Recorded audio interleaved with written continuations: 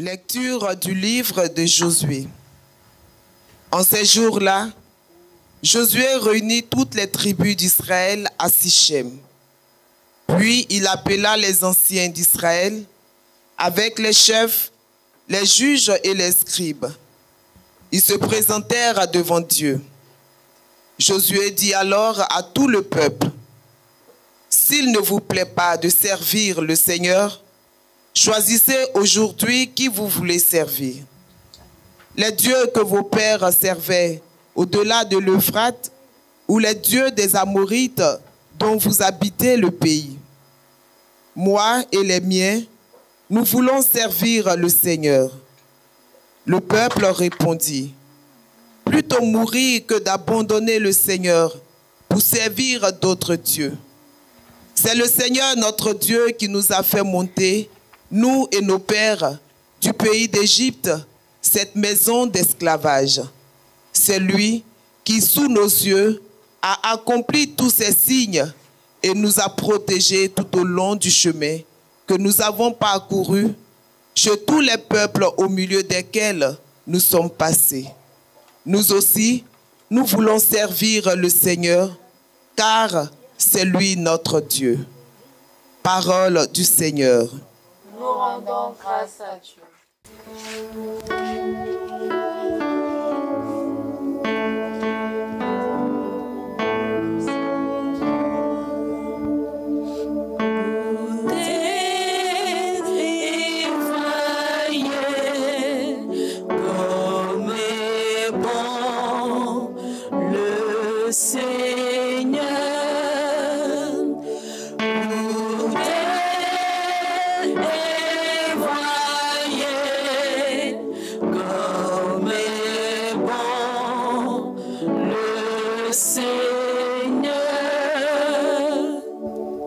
Je bénirai le Seigneur en tout temps, sa louange sans cesse à mes lèvres. Je me glorifierai dans le Seigneur, que les pauvres m'entendent et soient en fête. Le Seigneur regarde les justes, il écoute, attentif à leurs cris. Le Seigneur affronte les méchants pour effacer de la terre leur mémoire. Malheur sur malheur pour le juste, mais le Seigneur chaque fois le délivre. Il veille sur chacun de ses os.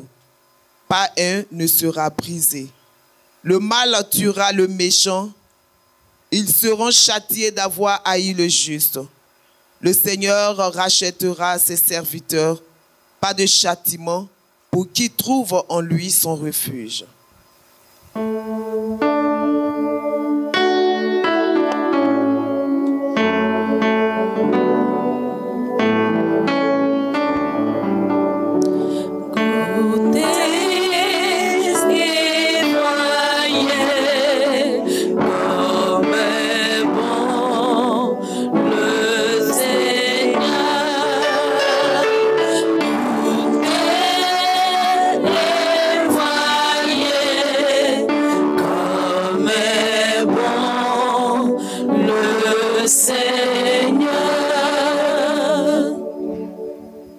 Lecture de la lettre de Saint Paul apôtre aux Éphésiens.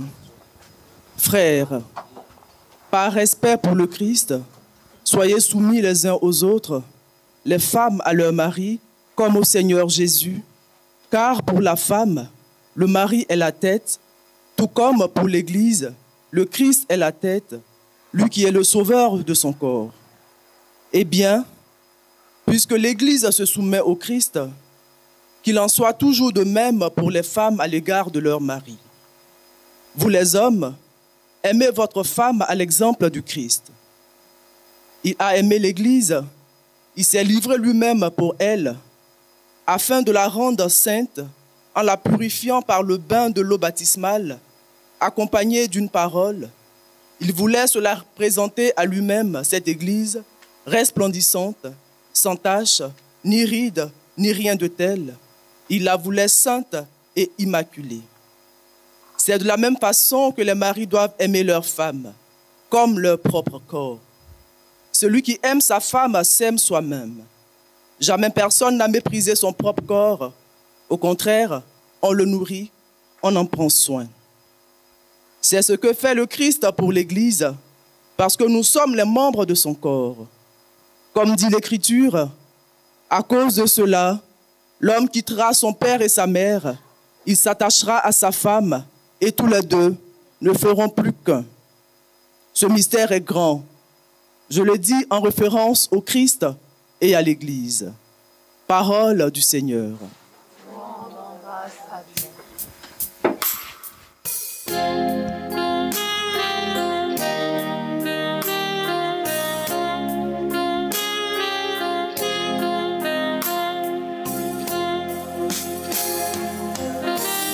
Alléluia, Alléluia, Alléluia, Alléluia, Alléluia, Alléluia, Alléluia. Tes paroles, Seigneur, sont esprit et elles sont vie. Tu as les paroles de la vie éternelle. Alléluia, Alléluia, Alléluia, Alléluia,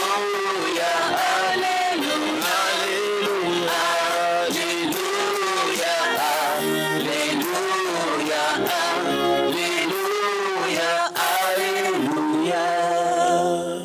Le Seigneur soit avec vous. Et avec votre esprit. Évangile de Jésus-Christ selon Saint Jean. Gloire à toi, Seigneur. Veuillez vous asseoir. En ce temps-là, Jésus avait donné un enseignement dans la synagogue de Capharnaüm. Beaucoup de ses disciples qui avaient entendu déclarèrent « Cette parole est rude, qui peut l'entendre ?» Jésus savait en lui-même que ses disciples récriminaient à son sujet.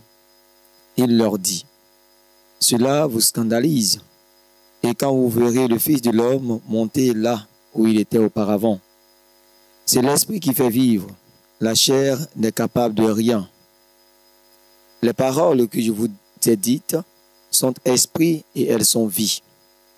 Mais il y en a parmi vous qui ne croient pas. » Jésus savait en effet depuis le commencement quels étaient ceux qui ne croiraient pas et qui était celui qui le livrerait. Il ajouta, « Voilà pourquoi je vous ai dit que personne ne peut venir à moi si cela ne lui est pas donné par le Père. » À partir de ce moment, beaucoup de ses disciples s'en retournèrent et cessèrent de l'accompagner. Alors Jésus dit aux 12, « Voulez-vous partir vous aussi ?» Simon-Pierre lui répondit, « Seigneur, à qui irions-nous? Tu as les paroles de la vie éternelle. Quant à nous, nous croyons et nous savons que tu es le Saint de Dieu. » Je vais vous mettre debout. Acclamons la parole de Dieu.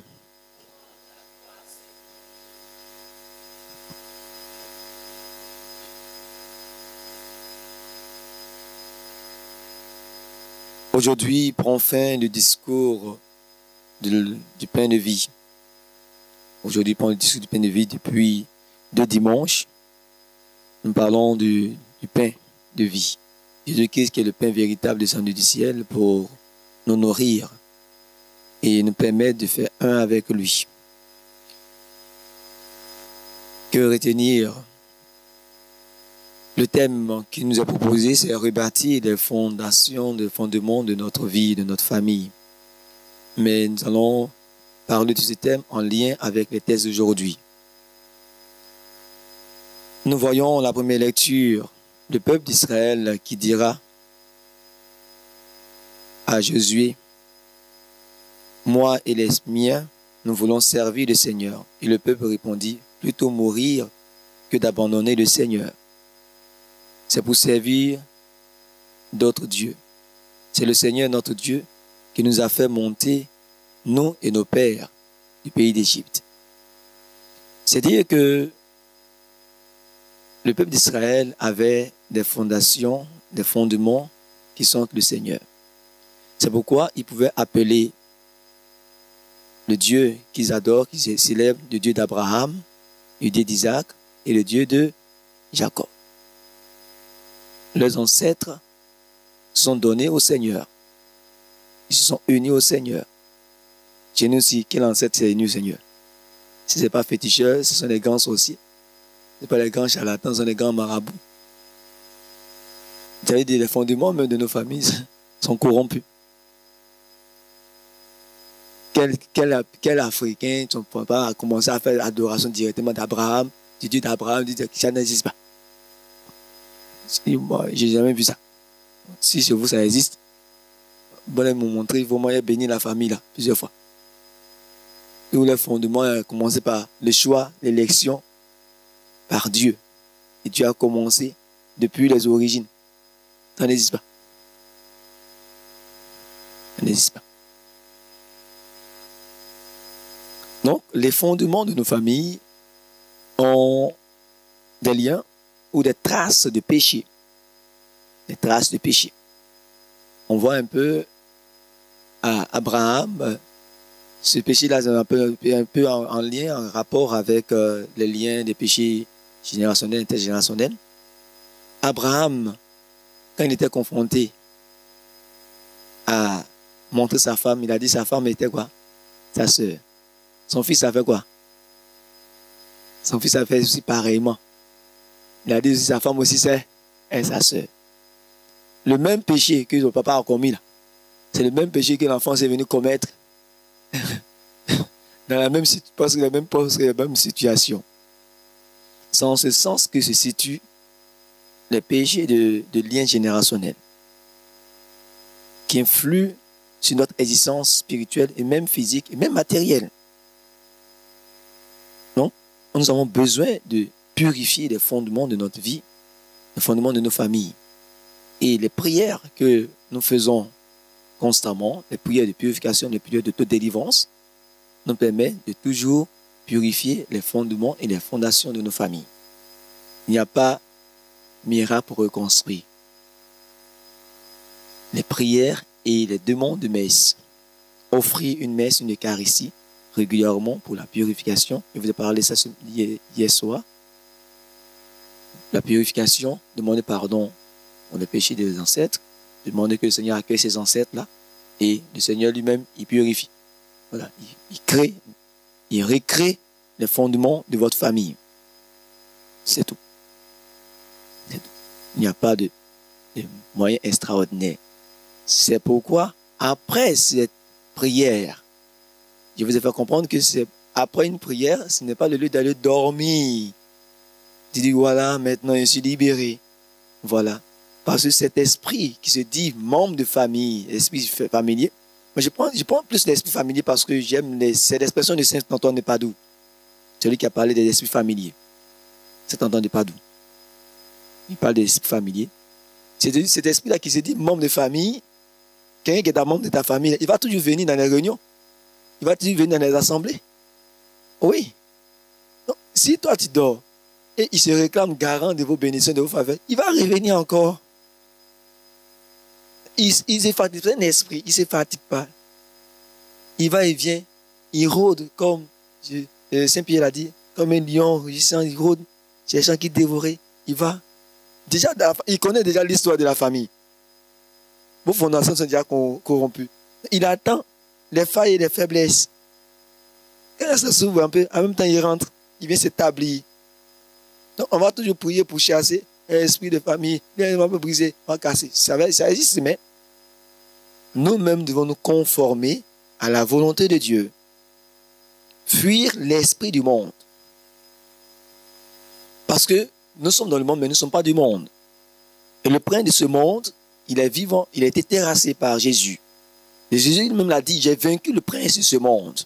Mais si nous-mêmes, personnellement, nous allons nous attacher à l'esprit du monde, celui-même qui a vaincu l'esprit du monde, il ne peut rien faire pour nous. L'esprit du monde, c'est quoi? J'ai un ami, je me prête à prier, il rentre dans la maison, il dit, bon, aujourd'hui, il faut laisser la prière, on dit, bois une bière. Et tu te lèves aussi, paf, tu t'en vas. Alors que toi, ta situation est différente de sa situation. Comme ta camarade est en train de mener une vie de débauche, toi aussi, tu la suis aussi. Alors que vous n'avez pas les mêmes fondements de famille. Vous n'avez pas les mêmes bases de famille. Donc, l'esprit du monde peut être obstacle à la reconstruction de votre histoire personnelle et la réception de vos bénédictions. Et beaucoup vivent cela. Je connais une fille, on a fini de faire la retraite, elle est partie, elle a rencontré un homme, il lui a dit, si tu te mets dans la relation sans permettre à la personne de régulariser la situation, ce sera difficile pour toi d'arriver au mariage religieux. Jusqu'aujourd'hui, on a commencé nos retraites en 2021. Non, c'est ça? 2021, ça fait combien d'années? 3 ans. Elle est dans la relation concubinage. Le diable ne veut pas que tu entres dans ce qui est béni par Dieu. Il ne veut pas. Mais toi, tu entres dans l'esprit du monde. L'esprit, il va te maintenir en captivité. Elle est dans le péché. Péché, c'est la fornication, concubinage, c'est le péché. Elle a la grâce de se marier, mais elle est dans le péché. L'esprit mauvais, il la maintient en captivité. Vous voyez. L'esprit du monde peut aussi influencer la reconstruction de notre histoire personnelle avec Dieu. Voilà. Tu vis la difficulté, on dit, bon, entre ici, fais comme ci, fais comme ça. Et tu entres y faire aussi, pareillement. Tu te laisses corrompre par l'esprit du monde. Donc, il faut savoir revenir au Seigneur. Le dernier élément, c'est, j'ai parlé des blessures. Le dernier élément, ce sont des blessures. Les blessures émotionnelles, les blessures affectives, les crises que nous faisons régulièrement, qui ouvrent aussi des portes à l'esprit mauvais. L'esprit mauvais. Donc, pour rebâtir notre existence, notre histoire personnelle, nous devons vivre la guérison intérieure. Le second élément, prier pour la purification de nos générations, de nos familles, demander des Eucharisties. Et le troisième élément, se conformer à l'esprit de Dieu et non pas à l'esprit du monde. Le Seigneur a dit, tes paroles sont esprit et vie. Tu as les paroles de la vie éternelle. Nous sommes appelés à nous conformer à la parole de Dieu. C'est cela. Quand tu décides d'appartenir au Christ, alors tu es engagé à suivre les préceptes de Dieu, les exigences de Dieu, les commandements de Dieu. Ce n'est pas, j'ai jamais dit aux chrétiens, ce ne sont pas des corvées que le Seigneur nous donne. Au contraire, le Seigneur nous donne un canevas d'amour pour nous épanouir en sa présence. Mais comme ce sont les lois, et nous on déteste un peu les lois, on trouve ça comme les corvées, les bagages. Et nous résistons à cela bien des fois. Alors que c'est un projet d'amour que Dieu planifie pour nous. Il planifie pour nous. Vous voyez l'attitude de l'évangile des disciples du Seigneur. Quelquefois, ça guette beaucoup de chrétiens. Si nous n'avons pas de bonne fondation, on peut être chrétien une période et après renier à la chrétienté. Choisir une autre voie. Oui. Cela n'a rien à voir avec mon titre. On peut être prêtre, évêque, tout ça. Et après, parce que nos fondations, nos fondements sont mauvaises, retourner à ce qui est encore fétiche ancestral. Oui. Il n'y a jamais vu des chrétiens comme ça. Il n'y a rien vu. On abandonne tout le Seigneur et on retourne encore dans nos pratiques de féticheurs, de communiants, et ainsi de suite. On retourne. Ça existe. Le Seigneur veut nous aider à comprendre qu'avec lui, tout est reconstitué. Mais nous sommes appelés à entrer dans son projet. Dans son projet. Ces projets sont des projets d'amour et non pas de malheur. Et le projet de Dieu, c'est de nous aider à nous conformer à la volonté du Père. Le Christ, en nous donnant son corps et son sang en nourriture, c'est pour nous aider à toujours revenir au Père. Mais nous, comme on trouve ça exigeant, quelquefois nous-mêmes, on préfère ne même pas nous approcher de l'Eucharistie. Pour t'approcher de l'Eucharistie, tu dois te confesser chaque jour, n'est-ce pas? Si tu as fait un péché, tu dois reconnaître ton péché, te confesser. Alors tu reviens toujours au Seigneur. Donc pour ça, certaines personnes disent, bon, moi c'est bon. Je pouvais rester dans mon histoire et c'est bon. Mais comment pourrons-nous prétendre aimer le Seigneur et ne pas vouloir nous approcher de lui? Ici, il me réjouis parce que beaucoup d'entre nous, on reçoit Jésus Eucharistie. Mais il faudrait que nous le recevons aussi dans un cœur purifié, un cœur préparé à recevoir les grâces. Ne faites pas comme ces endroits qui sont en concubinage, mais comme ils ne vivent pas dans la même maison, ils communient. Quand il se vit à Abidjan ici, le péché est légalisé. Quand le monsieur s'en va à l'intérieur, bien en Europe, c'est fini. Ils sont dans la continence. Le jour que vous avez décidé de marcher ensemble, quand vous appelez sur les vidéos, tout ça, vous faites des bisous, là, vous êtes déjà dans le péché. Oui. Le mal est subtil, hein. Il veut parler de l'esprit du monde. Il peut nous faire admettre certains péchés comme normal. Comme normal.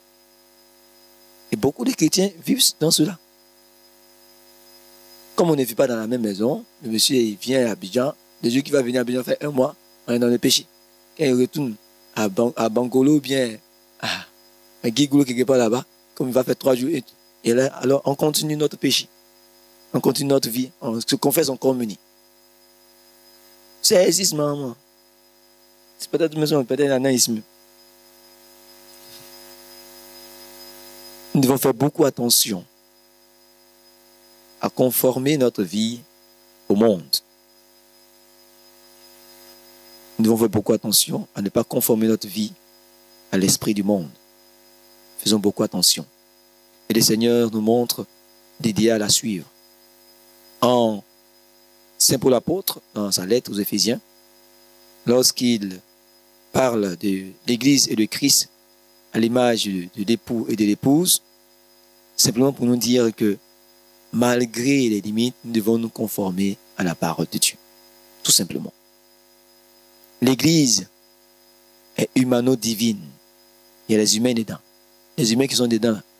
Il y a les pécheurs, il y a les faibles, il y a les forts, il y a d'autres qui luttent, il y a d'autres qui tendent vers la sainteté. Mais le Seigneur aime l'Église. Il la chérit toujours. Il vient la purifier régulièrement pour la sanctifier. C'est pareil dans les relations humaines, dans la relation de couple, de foyer. Donc, si ton homme que tu as rencontré, il va attendre qu'il va devenir saint d'abord avant de te prendre pour marier, il faut lui dire, moi, il va continuer à marcher dans la présence de Dieu. Il faut attendre d'abord. C'est mieux. Vous avez compris les femmes? Ça peut aller. N'allez pas vous mettre dans des situations compliquées parce que votre histoire familiale n'est pas identique à une autre famille. Oui, parce qu'il y a des personnes qui ont pris les esprits lourds, qui les a tués dans des relations amoureuses. Oui. Il y a un esprit qui a tué une jeune fille. Tout juste après mon accident, il ne pouvait pas trop prier. Donc, la jeune fille avait fait des crises. Donc, je suis arrivé, j'ai prié pour elle, j'étais vraiment épuisé. Donc, on lui a demandé de se reposer, aller faire des traitements médicaux. Mais le démon passait son temps à la fatiguer. Ce démon-là, ça s'est passé comment? Elle était dans une relation où les fondements sont bizarres. Et l'esprit avait commencé à créer la stérilité. Donc, comme mon grand frère est gynéco, je lui ai envoyé chez mon grand frère pour faire les analyses. Donc, il a dit qu'il peut faire des traitements pendant 1 année pour qu'elle puisse tomber enceinte. Mais la réalité, c'est que quoi? C'est qu'elle-même, quand elle prie, je vais parler de ça même temps. Quand elle prie, le Seigneur lui révèle beaucoup de choses sur l'identité du monsieur. Elle est donc charismatique. Tout ça, là. Elle parle en langue, elle chante en langue. C'est pas ça qui sauve, hein? Vous avez compris? C'est parce que tu es venu à la retraite ici, tu as parlé, tu as chanté, tu as manifesté le ministère des anges, que tu es fini. Il faut faire beaucoup attention. Vous avez compris? Ah, cette jeune fille-là, je lui ai dit, reste à la maison, prie jusqu'à ce que le Seigneur lui-même résolve les problèmes. Elle s'est levée pour aller le trouver là-bas. Alors je lui ai dit, il faut dire au monsieur que tu as de faire un cheminement pour ta délivrance pour qu'il puisse comprendre la situation.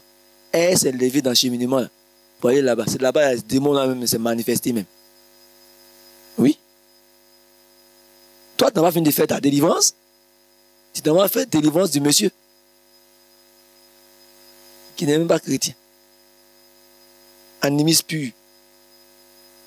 Ah, elle est partie prendre l'esprit du monsieur plus elle-même son esprit. On a prié. Comme nos chrétiens aussi, ils n'ont pas la foi. Ils lancent le par le où? Dans le camp de prière. C'est là-bas elle est décédée. Ah mais c'est vrai, c'est évident. C'est évident. L'esprit a dit, il est venu pour la tuer. Vous rentrez, quelqu'un qui est baptisé, vous rentrez dans la désobéissance à Dieu. Mais c'est évident. Elle est morte. On a enterré, c'est fini. Le jeune pour qui elle est partie là.